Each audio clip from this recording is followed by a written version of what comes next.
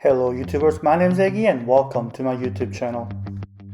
This is Sophia Katakura from Kotobukiya and she is a prick. It is no surprise that Kotobukiya has a hit with their frame arms curl and Megami device, taking a large chunk of Mecha Musume sales.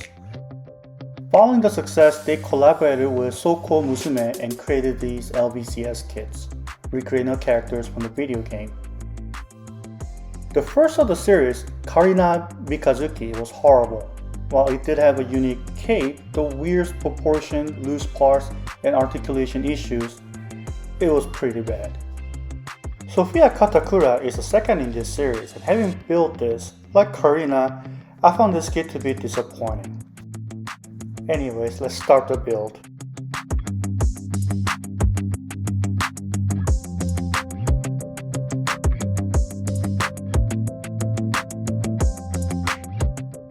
Opening the box, it greeted me with a lot of runners made from the high quality plastic.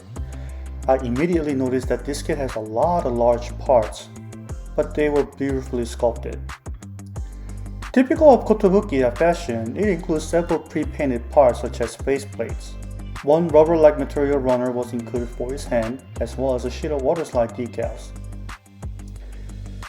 This kit also includes a cape, which is unique to this kit. I started the build by cutting out each part from its runners, following the instructions shown on the manual. The nub marks were filed and sanded to a smooth finish. Some of the nub marks were located in hard to reach places, but it was doable with a little bit of patience.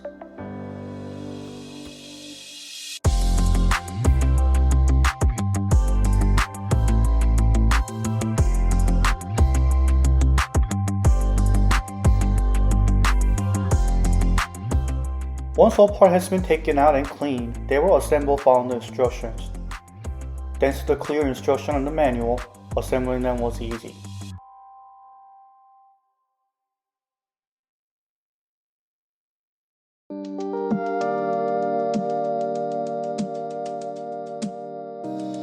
While assembling, I removed the seam line on some of the parts.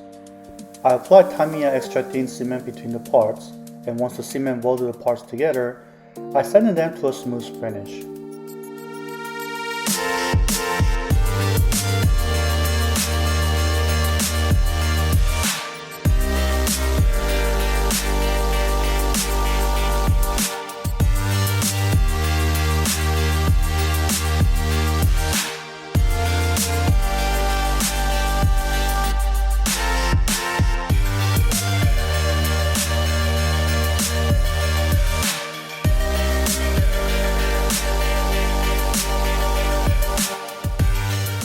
And this is what the kit looks like built straight out of the box. As you can see, she is beautiful. However, that's pretty much its only good point. The use of large and simple parts backfire on this kit, which has a complex design. This causes articulation issues, and some parts just like to fly off. There are a lot of sharp and pointy parts as well, which causes some issues when handling it. And that cape. Good God, what were they thinking? It doesn't stay in place, it looks weird, and no matter what I do to it, it just looks awkward. It's like they don't know what the cape is.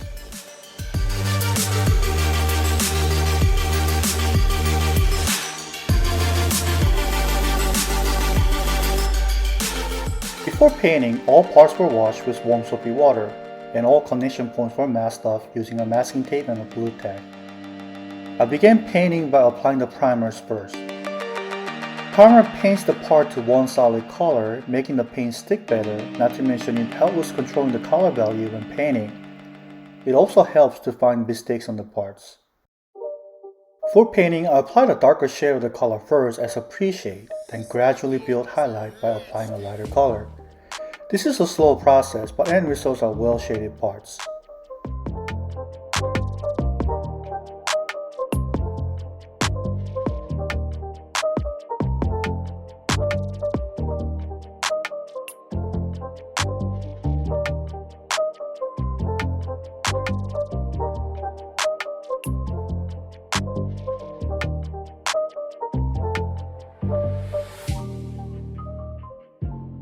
And this is how the skin tone came out after painting. For her hair, I applied a base blue color first, then I used a purple to give it some gradient based shading.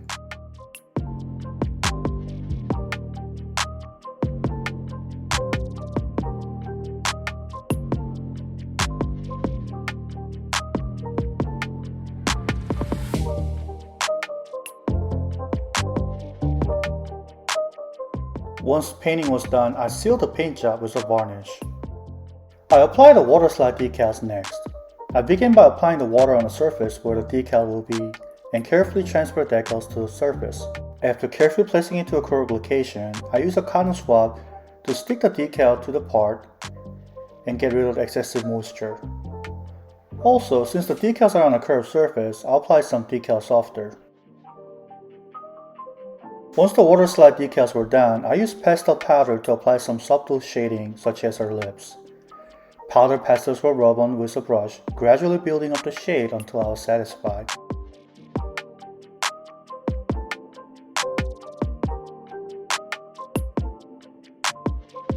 After everything was done, it was sealed with a varnish before putting all parts together for the final time.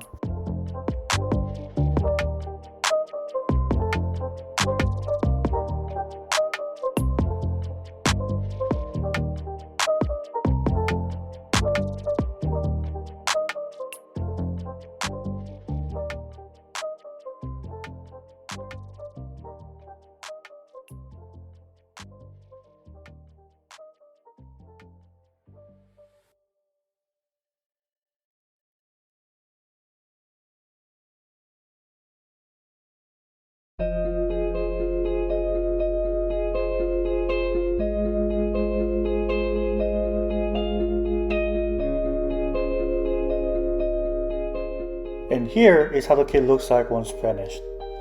As I mentioned, the kit is beautiful. There's a certain feminine charm that attracts me to this kit, but unfortunately that is the only good point of this kit. Kotobukiya used large and simple parts on this kit, and that didn't work on her because of her complex design. It affected her articulation, so posing is hard. It also created a lot of weight on unwanted locations, such as her hair. That large hair that doesn't move at all pushes her head back, so she is always looking up. The weapon is heavy as well, so she can barely hold it up as well. Not that it can pull some dynamic poses due to the limited articulation. It also hurts to handle this kit due to a lot of pointy parts. Every time I touch this kit to move a joint or reattach the detached part, something pokes me in a painful way. The kit also has a weird proportion where the neck is long and the shoulder is low to her body. However, it hides it well with a well-placed armor parts. And that cape, it's just hopeless. The good idea was a wire thing though. This kit ended up being a disappointment considering that it is a Kotobukiya kit. I really feel like they half-assed it when they produced this kit. And I can't find the high quality kit that I expect from Kotobukiya other than the parts were sculpted beautifully. Due to these reasons, I cannot recommend this kit.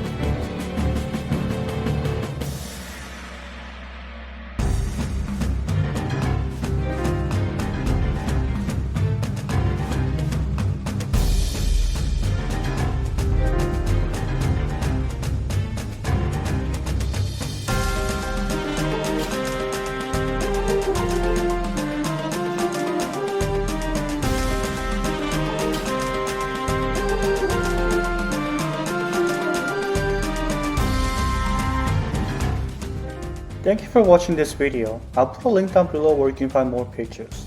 Please hit the like button if you like this video and don't forget to subscribe.